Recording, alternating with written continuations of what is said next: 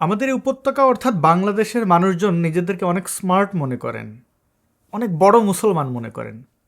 বস্তুত তারা বোকা। যদি বোকা না হতো তাহলে জামায়াতের মতো একটা দলকে ইসলামিক দল মনে করার কোনো কারণ থাকতে পারে কি? বা পিনাকি ইলিয়াসদের মতো ভণ্ডদেরকে রাহবর নেতা মনে করার কোনো কারণ রয়েছে কি? আজকে দুটো উদাহরণ দেব যথারীতি জামাতে ইসলামী সম্পর্কে এবং তাদের কর্মী সমর্থকদের ভণ্ডামি মুনাফিকি সম্পর্কে। সাদিক কায়েম ছিল গুপ্ত, ছাত্রলীগ, তারপরে সো কল্ড ইলেকশনে ডাকসু থেকে নির্বাচিত হয়েছে, পদ পদবি পেয়েছে, তারপরে আন্তর্জাতিক স্বীকৃতি আনার জন্য ব্রিটেনে গেছে।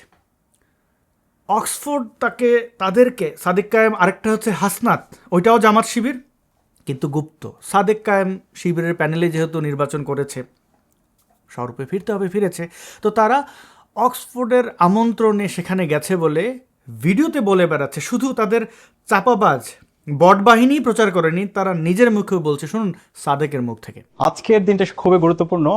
আজকে আমাদের সবচেয়ে বড় ইভেন্ট অক্সফোর্ড ইউনিয়নে, অক্সফোর্ড ইউনিভার্সিটির আমন্ত্রণ আমি এখানে এসেছি। অক্সফোর্ড ইউনিভার্সিটির আমন্ত্রণ আমি এখানে এসেছি। অক্সফোর্ড ইউনিভার্সিটির আমন্ত্রণ আমি এখানে এসেছি। বাস্তবতা হচ্ছে ব্রিটেনে অবস্থিত জামাতিরা একটি হল বুক করেছে অক্সফোর্ডের এবং সেখানে তাদের ডেকে নিয়ে গিয়ে একটা কভারেজ দেওয়ার চেষ্টা করেছে এবং তাদের সামনের যে অডিয়েন্স, এরা অক্সফোর্ডের শিক্ষার্থী। এই যে খালাম্মা, চাচা, ভাইয়েরা, এরা কারা? অক্সফোর্ড তাদের আমন্ত্রণ করে সেখানে নিয়ে গেছে, একজনও হোয়াইট নাই। মানে অক্সফোর্ডে কারা পড়ে? সব বাংলাদেশি। চাচা, খালা, তারা। জামাত ইসলামের বাটপাড়ির কোন কোন নমুনা আপনি এড়িয়ে যাবেন বলেন? সব কিছু চোখের সামনে হচ্ছে। কেন তারা এগুলো করছে? কারণ তাদের কোনো যোগ্যতা নেই, তাদের কোনো স্বীকৃতি নেই। এরা বিভিন্নভাবে স্বীকৃতি নেওয়ার চেষ্টা করে। জামাত ইসলামের যে আমির, চুম্মা আমির, সে বিভিন্ন বক্তব্যে বলেন আমিও মুক্তিযুদ্ধ পরিবারের সন্তান। এই কথাগুলো বলে প্রমাণ করতে চায় যে না, আমরা রাজাকার না। ঠাকুর ঘরে কে রে, আমি কলা খাই না, এটা কাকে বলতে হয়? তো ব্রিটেন জয় করে এসেছে এরকম একটা ভাবধারার জন্য হাসনাত এবং এই সাদেক একটা নাটক মঞ্চস্থ করলো এবং তাদের প্রোপাগান্ডা যে মেশিনগুলো রয়েছে, বট বাহিনী, ঝাঁপিয়ে পড়লো যে দেখো জামাত শিবির কতটা উচ্চশিক্ষিত। বস্তুত এরা বাংলাদেশের শিক্ষা ব্যবস্থাকে ধ্বংস করেছে। এই কোচিং সেন্টারের নামে রেটিনা ফেটিনা বহু প্রতিষ্ঠান তাদের আছে, নামে বেনামে। আবার সুদ খাচ্ছে সবচেয়ে বেশি, নাম দিয়েছে ইসলামী ব্যাংক, এবং সেই ইসলামী ব্যাংকের বাস্তবতা জানেন। এবং গুপ্ত থেকে স্বরূপে এসে তারা যেভাবে মানুষের উপরে নির্যাতন নিপীড়ন করে তাও তো আপনারা জানেন। আরেকটা উদাহরণ দিচ্ছি, মানে এই দলের উদাহরণ কী দেব? জামাত ইসলামী এমন একটা দল, তারা বলৎকার ধর্ষণ করতে গিয়ে যদি গণপিটুনিতে মারা যায়, তারপরেও তারা সেই মারা যাওয়া ব্যক্তিকে বলে শহীদ। মিথ্যা বলছি না তো? সম্প্রতি জিশান নামের এক জামাতের কর্মী নিখোঁজ হয়েছে, গুম হয়েছে, এমন নাটক করেছে এবং সেটি তাদের আমির চুম্মা আমির, আর এক ধর্ষক, সেটি পোস্ট করেছে তার অফিসিয়াল ফেসবুক পেজে। তারপরে জানা গেল যে এক নারীকে ধর্ষণ করে আত্মগোপনে ছিল। এই ঘটনাটি যখন ব্যাপক আলোচনা হচ্ছে, সংসদে আলোচনা হচ্ছে, তখন তাদের যারা মুখপাত্র তারা এসে বলছে ধর্ষণ বৈধ, অন্যের বউ ভাগাইয়ে নেওয়া বৈধ, সব কিছু ঠিক আছে, এটা হতেই পারে, কারণ এগুলো নবী সাহাবারা করেছে। চলুন তার মুখ থেকে শুনি। শিবিরের যারা সদস্য বা কেন্দ্রীয় নেতা, এদের মধ্যে হয়তো অনেকেই প্রেম করে, কিন্তু কেউ ধরা পড়ে বা জানাজানি হয়, কারোটা সামাজিকভাবে বৈধতা দেওয়া হয়। ইটস ভেরি নর্মাল, এটা হতেই পারে, হচ্ছে এবং হবে। সাহাবীদের মধ্যেও এই প্রেম গঠিত ঘটনা ঘটতো। একটা সময় এগুলো যেমন অন্যের স্ত্রীকে ভালো লাগতো, তারপরে তাকে বলতো যে তোমার স্ত্রী আমাকে দিয়ে দাও। এটা নবীদের মধ্যেও ঘটেছে, যদিও ওটা অন্যায় না। কিন্তু এই শিবির নেতা যে প্রেম করেছেন, এটা আইনের দৃষ্টিতে কোনো অন্যায় না। এই যে জামাত নেতা অর্থাৎ সোলাইমান অ্যানালাইসিস যা বলল, এটা আপনার ধর্মীয় অনুভূতিতে আঘাত লাগে না? না, লাগে না। চুম্মা আমির যখন চুম্মা দিয়ে বিতর্কিত হচ্ছিল, শিশুদেরকে যৌন হয়রানি করছিল, তখন এসে মাইকের সামনে বলেছিল আমার নবী এগুলো করেছে, এগুলো ইসলামে বৈধ। শিশুদেরকে ধরে প্রাইভেট পার্টে হাত দেওয়া, চুম্মাচাটি করা, অশ্লীল অঙ্গভঙ্গি, এগুলো নাকি তার নবী করেছে। এই হচ্ছে জামাত ইসলামী এবং তাদের প্রচার যন্ত্র এবং বাংলাদেশের মুমিন মুসলমানদের ইমানি জোশ। এই ভিডিওর শুরুতে কি বলেছিলাম? এই বাংলাদেশের মুমিন মুসলমানরা বস্তুত বেকুব। পিনাকির মতো একজন মুসলিম বিদ্বেষী তাদের রাহবার হয়ে যায়।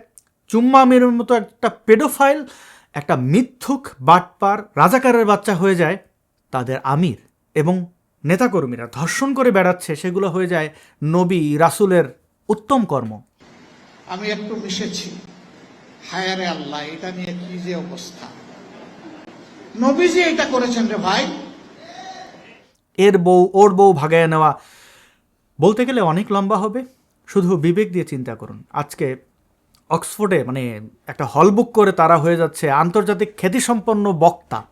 বাংলাদেশ থেকে তাদের হায়ার করে নিয়ে যাচ্ছে। দেখুন, বাংলাদেশের মুসলমানরা যে বেকুব তার সবচেয়ে বড় উদাহরণ মাদ্রাসা শিক্ষা ব্যবস্থা।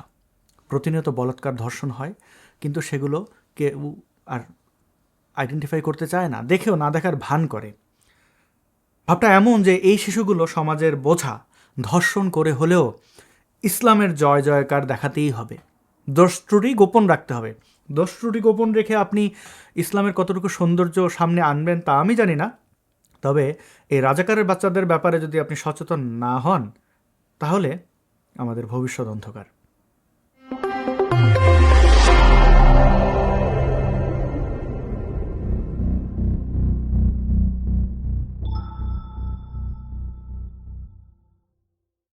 শিবিরের যারা সদস্য বা কেন্দ্রীয় নেতা, এদের মধ্যে হয়তো অনেকেই প্রেম করে, কিন্তু কেউ ধরা পড়ে বা জানাজানি হয়, কারোটা সামাজিকভাবে বৈধতা দেওয়া হয়। ইটস ভেরি নর্মাল, এটা হতেই পারে, হচ্ছে এবং হবে।